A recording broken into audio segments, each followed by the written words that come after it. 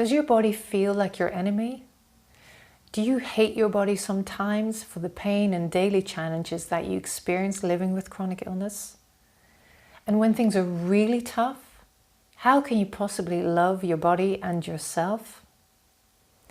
Hi, my name is Nicole Nyqvist from perfectauthenticme.com, and on this video I'd like to share with you how you can start to love your body and yourself even during challenging times. When your body hurts and or feels exhausted and it prevents you from doing what you would love to do and living your daily life with ease, it can be tough. It can be very tough. And it can feel like your body's letting you down. And you can feel very angry with your body. And you may feel shamed, embarrassed, or guilty because you can't do the things you would like to do, or because it's clear to the outside world that certain parts of your body are clearly deformed, and so therefore your body isn't quote-unquote perfect. All of these emotional reactions are very healthy reactions, and what I mean by that is that it's okay that they're there. It's okay that you feel them. The thing to understand about these reactions, is what's really happening, and what these reactions are really about and where they really come from, is the struggle with a non-acceptance of yourself and your body in that moment in time, in the moment that you experience struggle. In other words, you're fighting against yourself, and that's how you end up feeling low. Now again, it's totally okay that an emotional reaction comes up when things get particularly tough. We all experience emotional reactions, myself included. So it's not that we're not allowed to feel these things, but what's important is how we deal with what's coming up for us. So it's not about suppressing how you feel or feeling guilty for feeling a certain way because you think you shouldn't be feeling that emotion, but you do anyway, and yet you feel guilty about it because you are aware that it doesn't help you or your body. Very often what we do is that we tend to push against what is happening and what is coming up for us emotionally. And a lot of times what happens is, or this happens when we're not even consciously aware of it. And that's when we stay stuck in that state of being. We're not accepting what is, we're not accepting ourselves, we're not accepting our body in that particular moment in time. And again, as understandable as that is, and trust me, I've been there many times myself, the result is that you fight and then you lose every single time.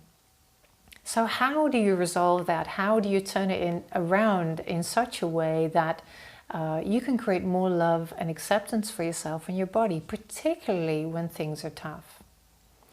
Now, first of all, it's a practice. It's a practice of loving yourself.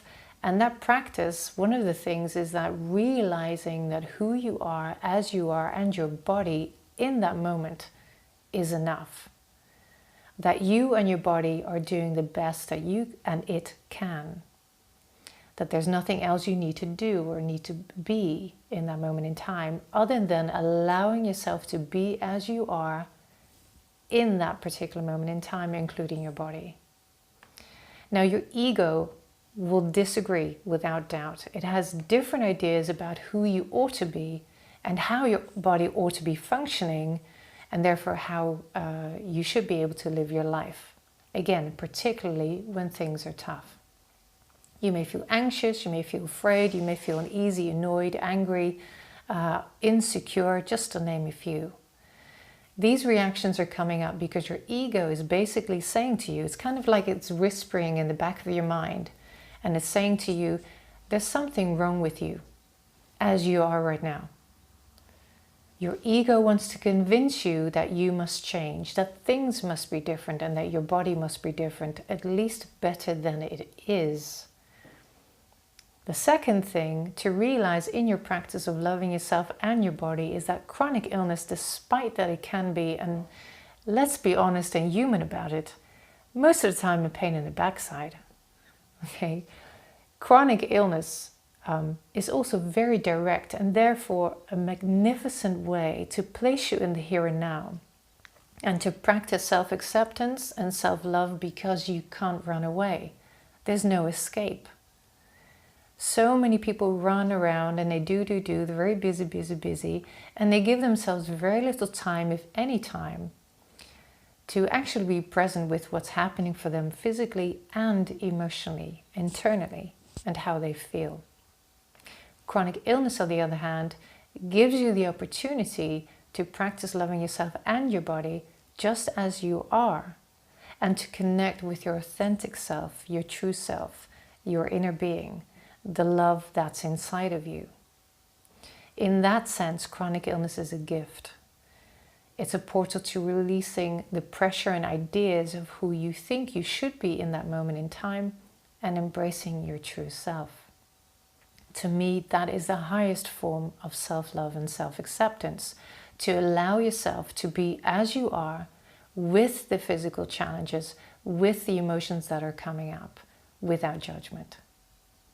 You can allow chronic illness to guide you to the awareness of who you truly are. And when you connect with that part of you, you're in a much more loving state of being. And you will then love yourself and your body more as you and your body are in that particular moment in time.